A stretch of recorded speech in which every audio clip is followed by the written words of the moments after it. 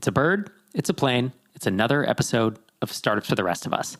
I'm your host, Rob Walling. Today is another episode of Hot Take Tuesday.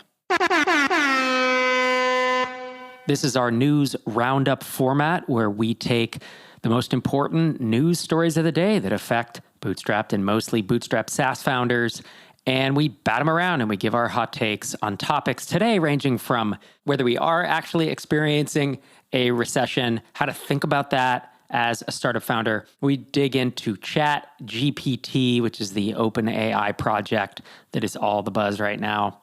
And we talk about Elon Musk acquiring Twitter and the drama, or lack of drama, depending on your perspective, around this entire endeavor. But as always, we relate it back to bootstrapped and mostly bootstrapped startup founders who are trying to figure out how these events impact us and our companies, if at all. And all the while, I tried to keep my guests from derailing the podcast episode. So with that, let's dive in.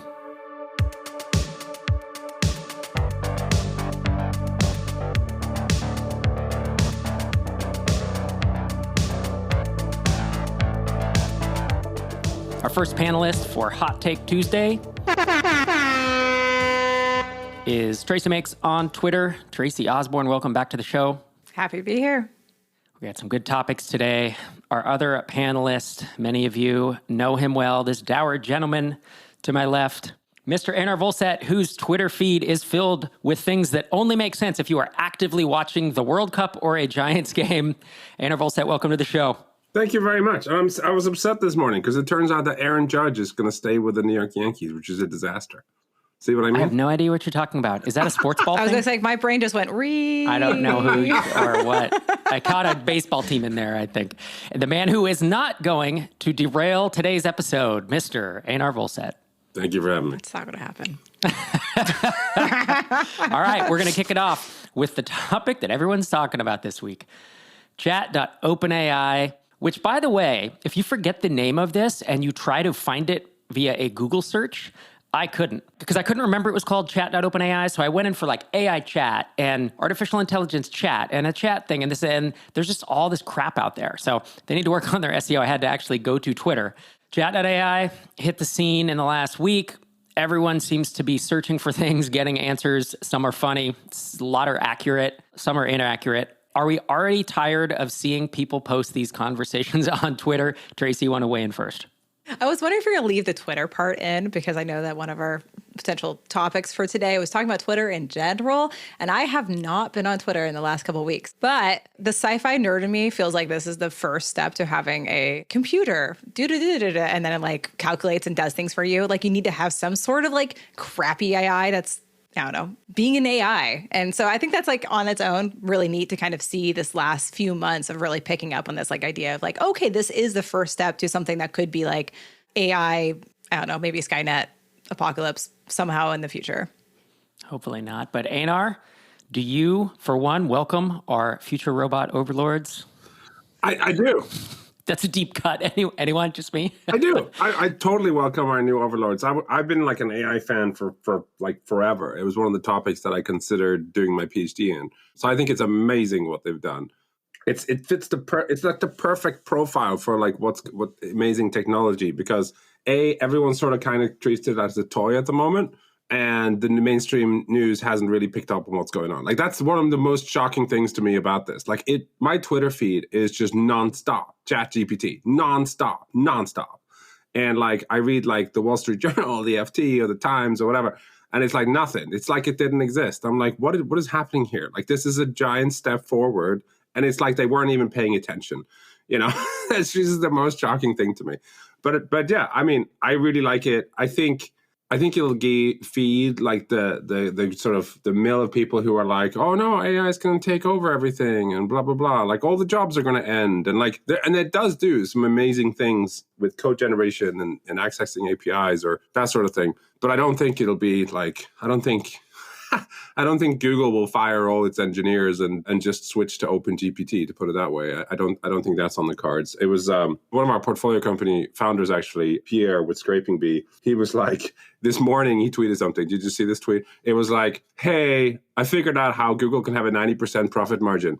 They should just have all their queries ask ChatGPT, and they'll have a 90% profit margin, assuming 10 trillion searches, which I thought was pretty funny. But it is interesting because, I mean, one of the most interesting takes I've seen, so there's a bunch of stuff we can dive into because I've spent a lot of time with it, but one of the most interesting things is like, what does this do to Google? What does it do to search? Because people are like, well, this is actually better than my Google search interface now, which is quite something, because the way, and it sort of makes sense, because if you think about Google, like at least the way it used to be, it's like it generates value or information from the sort of link graph in the world, versus with OpenGPT, it basically builds its intelligence based on the things that are on the internet, but it's not the links, it's the text and the implications of the text, It's a very interesting model. It's genuinely one of the first things I've seen. I've been like, truly, this could hurt Google. Like, not immediately, but something like that really could. And people complain and they say, oh, it's just going to hallucinate facts.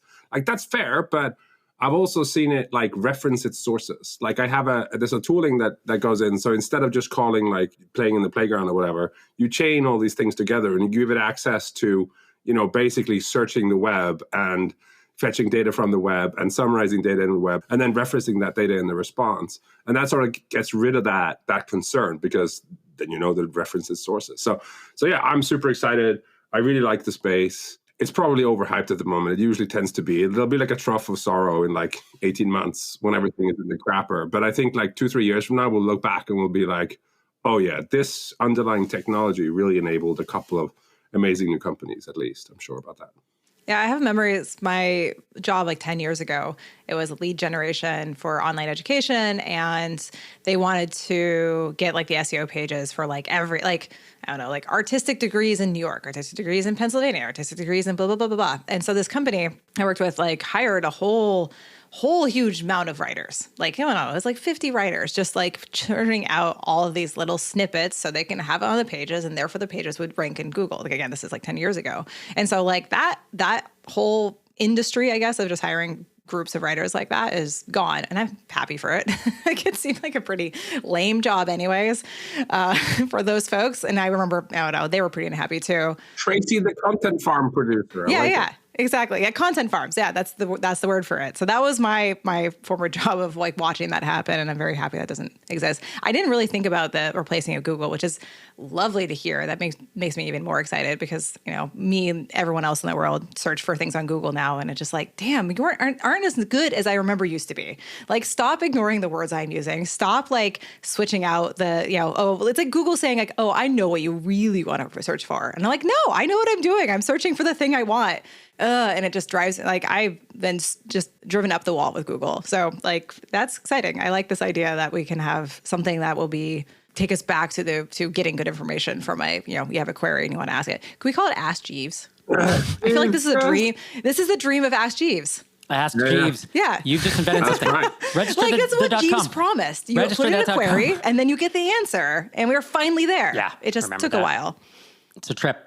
25 years later. Yeah, I think one of the most interesting things too is like, if you think about it, it allows you to give context and expand in a way that doesn't really work all that well with Google. So it's hard for me to do the following: do a broad search on Google and then have a subset of those results, and then search within those results, but only those results, and like do that 2 or 3 times. Yeah. But like a language type model that remembers state is a much more natural way to interact with a data set in that way. So there's a bunch of things there that are very interesting indeed. State is the big deal. Yeah, I think so.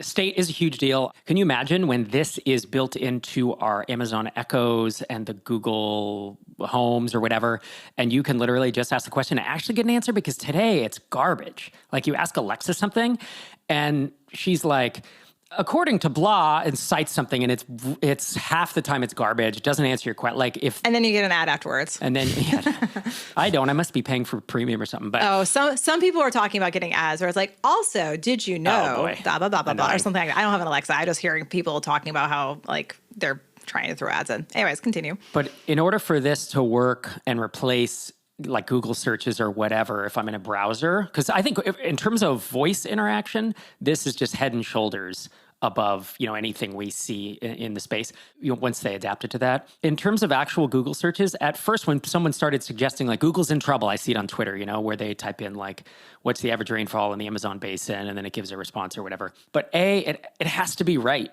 It needs to be at least reasonably accurate, and it's not today. So that's refinement though.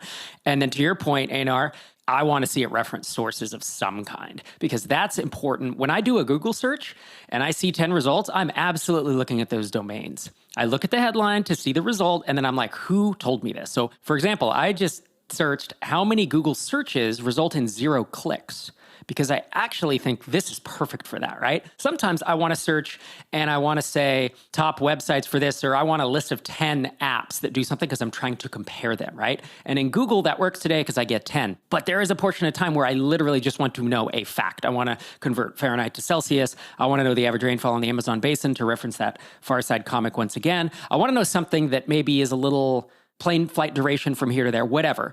And those 0 clicks, which they're around 20 to 30%, depending on how you count it, according to Search Engine Land. So I did that search in Google just now, and I saw all these numbers, and they're all conflicting. And Search Engine Land is a brand I trust, or at least it's a resource that I trust to be relatively accurate.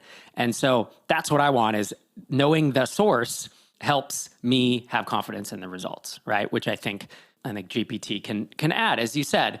The other thing is, I thought to myself, what if I want 5 or 10 different SaaS apps because I just want to kind of noodle through them? Well, you could ask, what are we calling it? ChatGPT. GPT-3 is the underlying thing. Okay, yeah. ChatGPT. That's why you didn't find anything. GPT is like the no, because I was like OpenAI chat, blah, blah, blah. But so if ChatGPT, I could just ask it, give me the top 10 blah.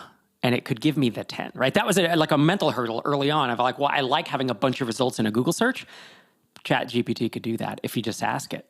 Yeah. You just learn how to use it's just slightly different interface. It's really interesting. It allows you to think and like ask queries about over data sets that you couldn't possibly, because you are not Google. Like Google could figure things out like this, but you can't, because they've constrained the interface to be this, like this is what it does, and the technology doesn't understand if you query it differently. Whereas with OpenGPT, really, like you can query it in different ways. And that's the most interesting thing, because you could have your own special way to talk to the Oracle, whatever, that gives you the data in a certain way that you really want. That's only the way that you do it. Like that's not possible in Google, which is pretty cool. Think about that interface. Inside a company, like we spent so much development time pulling a report for our BI team, or pulling a report for the CEO about metrics and this and that we didn't have metrics. And like imagine if you had this interface over a SQL database, and certain people. Yeah. And they actually still exist. You should look at some of the language models that chain them together, where it's like you basically just describe. So instead of writing API code and having your code doing it, you have a description that's just a word description of this is what the API does. Here's the parameters. This is the kind of questions and answers you can get. Go use this API, which is pretty cool. Then you can chain these things together, and you can do, honestly, what a lot of developers do, which is chain different APIs together and add some secret sauce. Like that becomes much more fungible and much easier to do. And then it can hallucinate facts. Yeah. Someone said on Twitter, again, clearly I live on Twitter. And so someone said, one of these days, very soon now, like an OpenAI will hallucinate, basically come up with something that isn't true. And we will just assume that it is, and we won't find out until it's been considered a fact for years. That's going to be one of the challenges, right? I feel like I kind of do that with Google's instant results. I just take them by fact too. And I'm like, oh, I trust Google. But like, I don't know, it could have been feeding me wrong facts. The other day I searched for converting so-and-so euros to USD, which has always worked perfectly, except for last time I think it took my local location, and instead of doing USD, it did Canadian. So I just completely ignored that side of the thing. And I almost grabbed the number before I realized that the little calculator said. Canadian dollars are pretty much worthless, right? It's like $2, $4, $5. Hot Take Tuesday. Yep, which is why I wanted to do USD. But it was just like, even Google's like, I don't know, it feels like they're getting wronger. They're getting worse. And it's just like, oh, come on. It says my query has a USD. It's right there. Yeah, wrapping up this section so we can move on to the next topic. Tracy, I want to get your thoughts on like it feels to me like a lot of AI is open source / commoditized. It's given away. So this is a show about startups, right? About building SaaS companies, B2B in a lot of cases. Like, is there an approach? What's the path to Bootstrap or mostly Bootstrap a great company in this space? Or is this one of those spaces where that maybe just isn't likely to happen? I think about like VR, for example, and it's hard to bootstrap in that space, right? You can be a game developer, you can be an indie game developer, but actually like B2B stuff, it's either expensive to build or whatever, So I'm curious to get your thoughts. I mean, it's kind of like my husband's an author of the popularist, whatever word, of Python open source project, YourLib3. And it sucks that he built something that's used in like pretty much any system that's using Python. If you're using pip or virtualenv, it's used in those systems. But it's the same situation where there was a tool that was created. It was open source. People did it for the love of everything. And then it is being used in companies that are now the startups that can do more because they have these open source tools. So there's like the same thing when it comes to AI. And it sucks that there's probably a lot of work, just like in open source, where a lot of people are putting out a lot of hours of their time. They're not being paid for those hours of time. And then it's going to be used in other places where the companies are going to be the ones creating revenue. So it's the same situation as the open source world. And the open source world is constantly doing conversations about how do we fund open source creators? How do we like support them? And it usually is around foundations and grants and big organizations like Google, like paying out for those, like some of the largest ones. And, possibly that's what's going to happen with AI, right? Where it's like, how do we, support the development of this? But then there's going to be this whole other layer of startups that are going to be building, utilizing these tools. And we at Tiny Seed have backed at least 2 AI-focused companies. So it's all B2B stuff. You can look it up on the portfolio page. But so we think there's some opportunity there. But I'm curious, as we wrap this topic, Einar, you have other thoughts on that about whether there's opportunity here, whether it's going to be an uphill battle due to the kind of like the hotness. Is it so popular everyone's going to jump in? Yeah, I mean, unlike Tracy, I'm not like an open source communist. Hot take Tuesday. No, I'm only kidding. But I think like I actually worry less about like, oh, is this built in open source and then commercialized? Like, that I understand that take. I think one of the more bigger challenges is like, let's look at right now. What is the best tool out there? Like large language model. It's, OpenAI's whatever, blah, blah, blah. That's a commercial tool.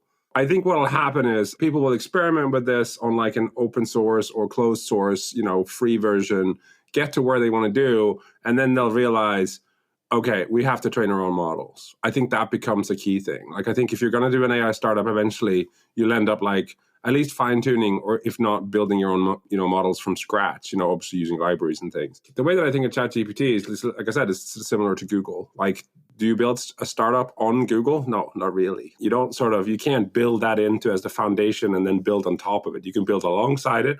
You can build competitors. You can use tooling, whatever. But I think the same thing with OpenGPT is like, it's sort of an amazing tool. I think it'll be hard to have a competitive moat if you don't have your own language, if you don't have your own training sets, if you don't have your own model. I think that would be true. Right, because otherwise it's a commodity. It's kind of like forking an open source project and just trying to sell it without... Yeah, I do think like there's opportunity certainly for people to write, who uses, or you can license or do this kind of thing, and then customize that interface to whatever work situation makes a lot more sense than just like an API call or like a chat interface. I do think that makes a lot of sense for people. But for example, I don't think everybody, I mean, and this is already going on. Like the best example of this is all these like copywriting AI companies. Basically like you could do whatever it is that they do using OpenGPT, and it'll be much cheaper than their interface. But the fact is their customers don't care that much. They just want the value from it. And so if it's 25 times more expensive, but it's more tailored to their use case, maybe the model's tuned a little bit, that makes a lot of sense for them. Our next topic is the worldwide economic climate. Case in point, when I go to Google and say, is the US in a recession right now? The top result from Forbes.com says yes. We entered it in summer of 2022. The next result says no, and that's from another relatively reputable source. So my question to you, Tracy, we see a lot of companies across our portfolio. Do you have thoughts on whether, are we seeing evidence of recession across B2B SaaS companies or in your everyday life? I want to note that there's like a layering of hot takes because when you're looking at Google and reading these results, then it's like the one is a hot take saying, yes, we're in a recession. And then one is a hot take saying, no, we're in a recession. And then here we are hot taking on the hot takes. Anyways, just noted that. Company-wise, I mean, I don't know. I am not an economics person. And so I feel like there's like scientific things around a recession. There's people talking about having trouble closing enterprise deals. I think Einar probably can speak more towards that in terms of people like not wanting to spend right now. They want to save and maybe punt on some of the big deals that could be going through. There are a lot of people who are doing quite well. So I don't know. You guys probably can speak more about what the difference is between those two companies. And the way I've been describing it is between Tiny Seed and my own stuff, I'm invested in, I think it's like 125, 127 companies. And at any given time, just in normal times as things are growing, there's always a chunk, 15, 20% who are growing really well.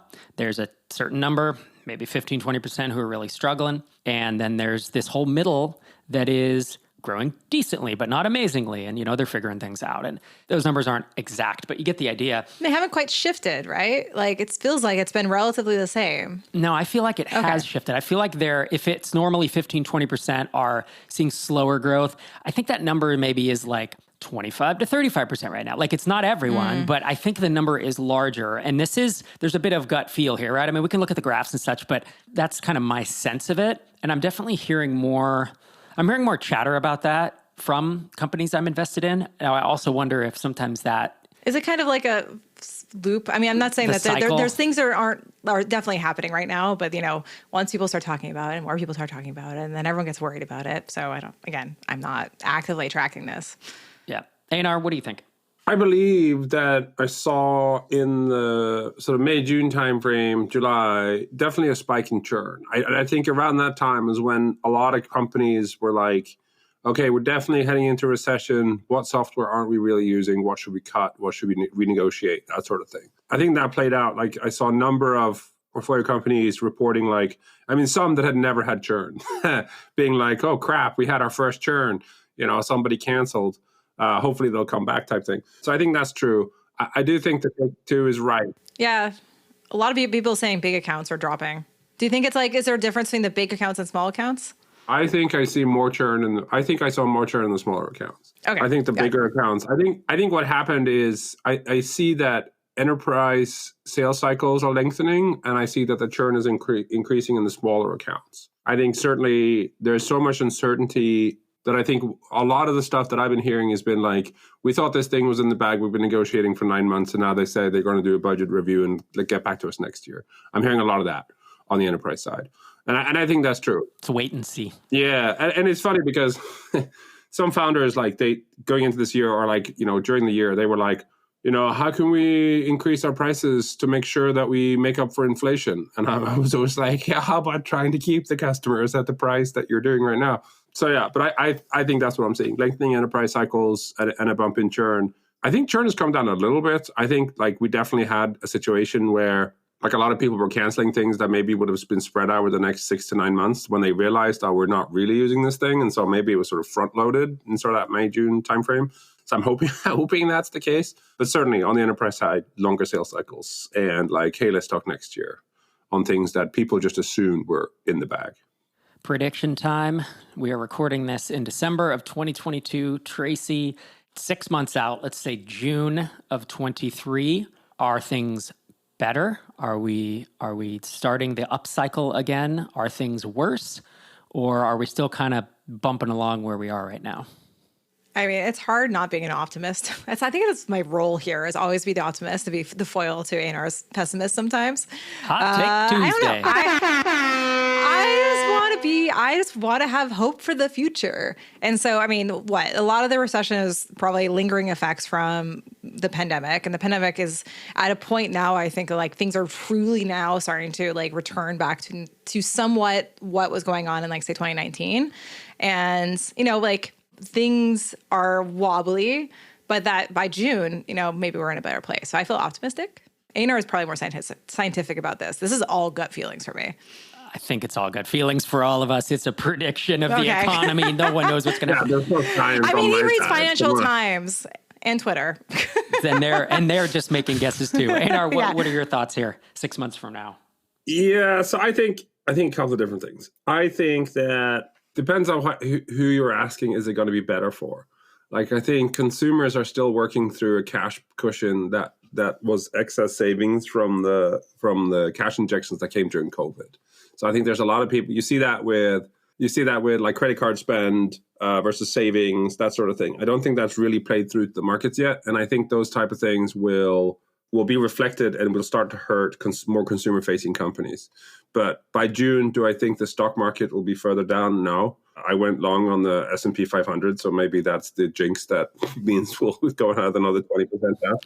Oh no, you doomed us! I don't think the stock market will be worse off. I think some of the uncertainty will have played out. I think some of the expectations, particularly if you're looking about investment side, I think finally some of the founders will realize that valuations have been reset, and like you're not going to be $1 billion business with 3 million ARR. Like, that's not a thing anymore.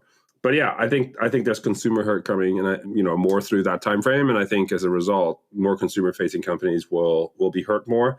I think B2B SaaS will be relatively insulated, and I honestly think most of the pain in that sphere is done. I mean, you look at the B2B SaaS, public B2B SaaS companies, multiples are way down, like from 21 times forward-looking revenue to like 6 or 5 or whatever it is now.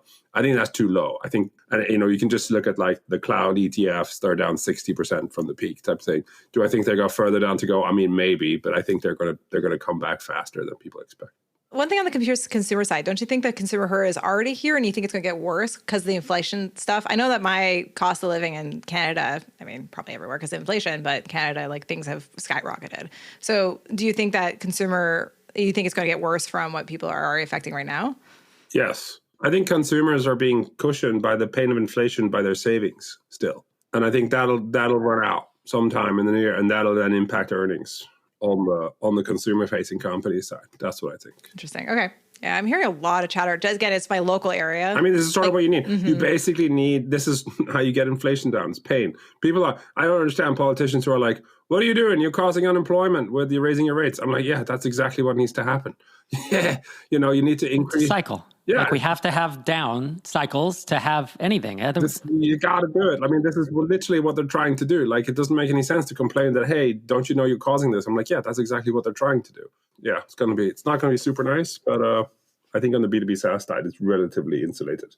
That's the thing to think about. Is it's so interesting to ask that question from a consumer perspective, from a large business perspective, from a public company perspective, from a SaaS company or a startup that was 3 million ARR and raised at $100 million or $500 million valuation. Each of those will have a different outcome, right? And the people who raised big buckets of money at these outsized valuations have a hell of a lot of work to do because multiples have collapsed so far that they have to 5x revenue, 10x revenue to get back to the valuation that they got 2 years ago, So that's a whole different story. Yeah, I mean, literally, there were SaaS in 2021. There were SaaS companies doing 3 million ARR that were raising at $1 billion valuation. It's bananas. There's a lot of things with the public market. That's I can't even do the math in my head. 300 times ARR or something insane. Now, a public company trading at 6 times. There's an awful lot of things that have to go right for you to get even close to that.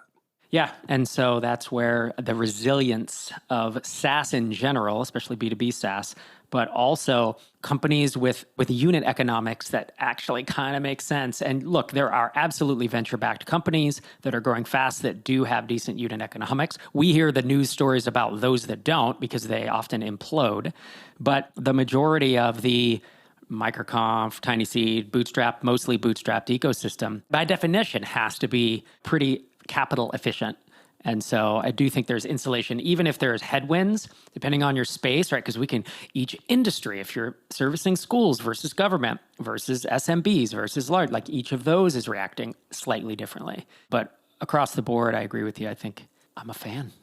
B2B SaaS. It's why we do what we do.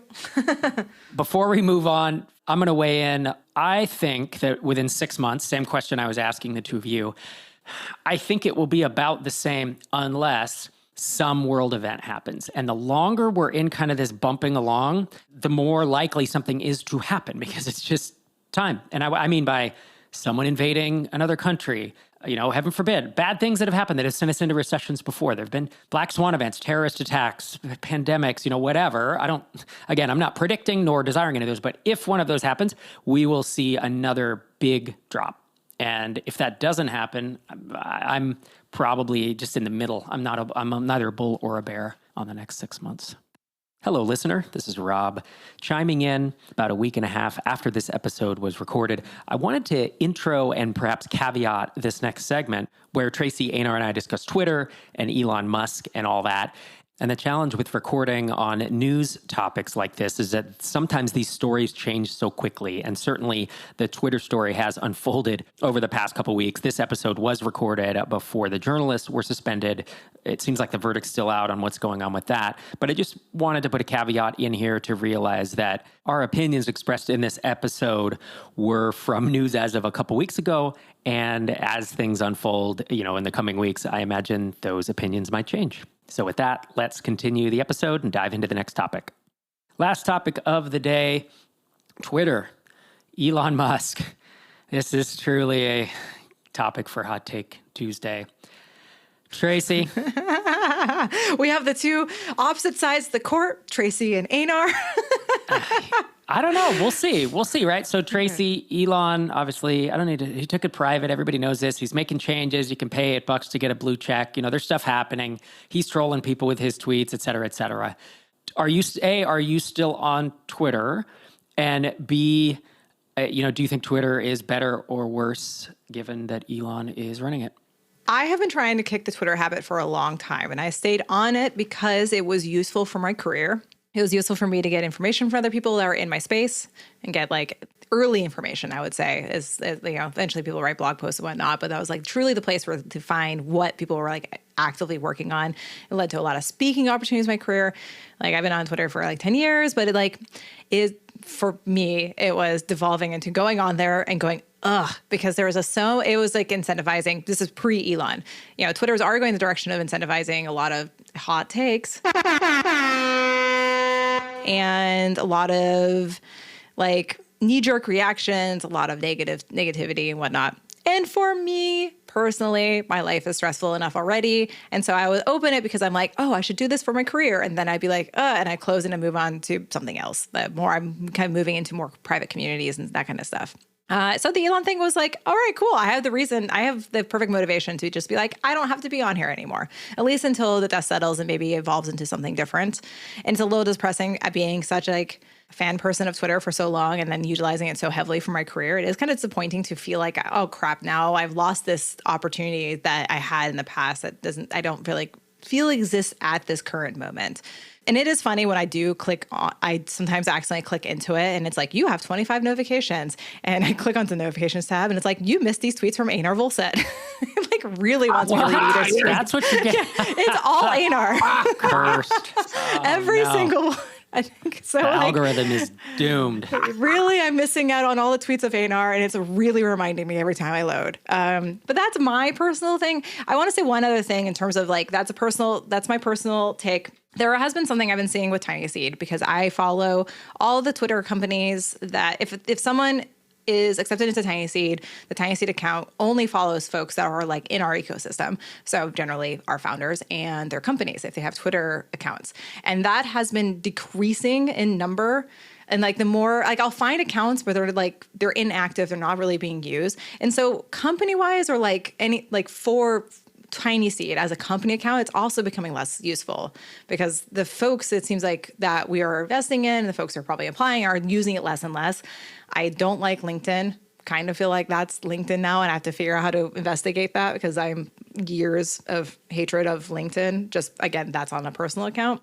But I have been noticing this trend as I've been running the Tiny Seed Fund Twitter account, and that the folks that are applying, people either don't have accounts or the accounts are not used very often. And there are some people who do have accounts, and that's really great. But overall, it's kind of become less useful for Tiny Seed Fund. Still going to use it for Tiny Seed Fund. Stop using it for personal stuff. Of course, we're still running our accounts for Tiny Seed Fund because I think it's a really great. It's still a resource to find those folks, but just overall, it feels like it's different than it was in 2019. Einar Volset, same question. Yeah. I'm still on Twitter. I don't see myself leaving Twitter. Don't be crazy. It's half my life. I mean, I have the completely opposite view. I think first I will say this. I don't think the algorithm really impacts me because I don't use it. I have it set to the latest tweets. And when I switch it to whatever home is, AKA the algorithm, yeah, I see a lot of crap. And I think in general, for a long, long time, both Facebook and Twitter and whatever, their algorithms were basically just optimizing for the most engagement, which a lot of the time ended up just being rage. So, that's unrelated to Elon, but that's sort of how I interact with Twitter. And I think, honestly, I don't think I've seen much change on Twitter. I just, it isn't different to me. Like, it doesn't matter. And I think that combined with the fact that, like, I think the news media has completely lost their mind when it comes to Elon Musk. Like, for some reason, he's become like the big bad. It's the trash fire everyone wants to follow. Yeah, and it's completely insane to me. I'm like, what? What did the guy do? Like, let's just calm down, stop hyperventilating, and think about what he actually did. Like, did he buy a company, fire a bunch of people? Yeah, sure. But so does a lot of people. Like, I think it's telling to look at the way in which, these news organizations have been treating the way that Elon Musk legally bought Twitter and was forced to do so and wanted to back out, but the board forced him to go through with it, and then he fired people, and people are trying to get him to stop advertising, get companies to stop advertising. It's like, well, then he has to fire more people. I mean, you're using that as like he's such a big bad man. Compare that to how they've been reporting on SBF. I think is disgusting. I think the way that somebody who's been portrayed in the news media, if you just read like the main news media about Elon Musk and about SBF, you would think that it was Elon Musk who stole billions of dollars from people and was just swanning about in the Bahamas. But it's not. I mean, like, that to me is completely insane. But Elon Musk he's been spending he's years of being on Twitter being a troll in lots of different ways. Like, it's not like, random CEO took over of Twitter and is making changes. It is a very controversial person who has inserted himself into the conversation in like crazy fat manner. But don't follow him then. Like, turn the algorithm off. But that's the media. Like, he brought the media to him, and then you can't complain about the media then following him to Twitter and then reporting on his things, because he's been like doing this service to bring the media's attention and everyone's attention on him. I don't mind them reporting on it, but if you look at the angle, it's like every day it's like, Twitter, like, it was only 3 weeks ago Twitter was supposed to go down. Like, sourced in the big new NBC was saying goodbye, like, we're giving up, and like, this is going down anytime now, well-sourced sources. Complete bullshit, as usual. Like, honestly, to me, people have completely lost their mind here. If you didn't know that Elon had bought it, if you didn't read any newspapers, and you didn't follow Elon, you wouldn't know. That's my Hot Take Tuesday. Hot Take Tuesday. This is where there's a nuance to this, because I've seen some tweets of Elon's that I do not like, I do not agree with. They are trolly, but I have always respected him as like the Tony Stark of our day, of an industrialist who's getting done in a way that, like, no one was building rockets and he figured it out. No one was doing electric cars and he figured it out. Like, so I have like this push-pull of like, I have respect for things that he's built, but I also he and I don't agree on a lot of things, right? And I wouldn't represent myself in that way. I have made so many predictions about Twitter over the years. We used to do a prediction episode at the end of each year. And in 2017, I predicted Twitter would have major issues continuing a decline. And in 2019, I predicted that they would be acquired. And much like the person who predicts 8 of the last 2 recessions, I feel like I should be vindicated that finally they lived up to this. My take on whether it's better or worse at this point is TBD. I don't think it's better for sure. I mean, the blue check mark, whatever, like, I don't know that I've seen other changes. Like you, Einar, I don't really use the home feed that much. I use it a little bit, but not much. I do think that the media circus around it is not helpful. Now, we can blame the media for that. We can blame Elon for that. We can blame both of them for that, and that's the way I'm thinking about it. I think that's detrimental to the whole situation because it's just a bunch of noise. And as we just agreed, if none of that was being reported on, would we have noticed much of a difference? Tracy, any closing thoughts? I mean, like, the Elon thing is funny because I feel like he's a kind of a bull in a china shop, and it just was something we weren't really seeing with his other companies. And now that he's in a company itself that is a media communications company, and then firing a bunch of people, and then all those people are using that service to kind of talk about those things and kind of blows up. I feel like there was like this thing was kind of happening at other companies like Tesla that we just didn't see. I mean, there's a lot of... Do we know that, or are we Because I haven't looked into this, but I haven't heard that. So I hate to like speculate and act like. The problem is for me to say, I want to say I've read that, but I don't have a proof right now. Yeah. And I do say that I'm in the market for an electric car and I'm not getting a Tesla, not because of Elon, but because there was like a whole subreddit just talking about the quality issues. They're having huge QA issues right now with Tesla. So it's like one of those things where they're like, I'm happy that they've started and they really started that trend of electric car companies. I'm at this point where I'm just like, I'm not going to Tesla because they're having major growing pains right now because of the way that they probably had to start out because they were the first. And that's why I'm going with a different car. But I'm just like, it's interesting about how he obviously has a management style. And that management style was perhaps the same in these companies and perhaps was less visible because it wasn't on a media company. And it's kind of interesting to think about, what effects happened when someone who has a certain management style but goes into something that is so public or so like wildly talked about publicly. See, it's interesting for me because one of my sons came to me a couple days after the Twitter acquisition and he said, yeah, Elon Musk bought Twitter. I said, yeah, I know. And he got rid of the board. And I said, yeah, I know. If I took a company private, I would too. That's what you do. And he fired all the execs. And I said, yeah, that's what I would have done too. And he's going to do layoffs. And I said, that's what I would do too. Like to him, and at school, it had been presented like, oh my gosh, this guy did this stuff that's so unpredictable. It's like, no. If I had bought a company like that, I probably would have done all the same things. Again, Elon and I do not agree on a bunch of stuff. But if I'm going to buy a big company that's over. Yeah, I was going to say, would you do Friday 2 a.m. code reviews? Like that I think that's more the astonishing thing. No, yeah. And that's what I'm saying. But that's a detail. Yeah, I'm not saying, everything Elon did was good. I'm saying these top level bullets that my son brought are like, I was like, no, that's what you do when you buy a company. But no, 2 a.m. code reviews or the get it done by this or you're fired or whatever. There's a bunch of stuff. It's like, would I run a company like that? No, I wouldn't. And so let's talk about that's kind of what I told him. I was like, everything he's doing is not right. But the 4 things that you just mentioned, I actually think are what any sensible person would do. I mean, like everyone else going on layoffs, like Google, Meta, everyone else too, and not being reported on the same way. Exactly. But it is like ooh, look at this Twitter tweet of this person holding up a stack of papers talking about like, okay, Elon, I'm ready for my code review. And everyone's like, that's ridiculous. And then it just goes viral. That kind of stuff is like not helping. But again, like think about why did you see that? Like, why did you see that? You saw that because the algorithm surfaced it for you. I follow Leah Culver too, who was the one who did it. I didn't see it because I don't follow people who are in that drama thing. Leah Culver is an old friend. Yeah, I just don't follow those people. Again, so it doesn't show up because I don't follow the algorithm. I mean, honestly, my honest to God view on this, and it may be deeply cynical, is that I think what has happened, the reason why there's so much heat and so much drama around this is because 2 journalists, Twitter's very, very important. And they had a very special status under the previous regime. And they've lost that status. And they're losing their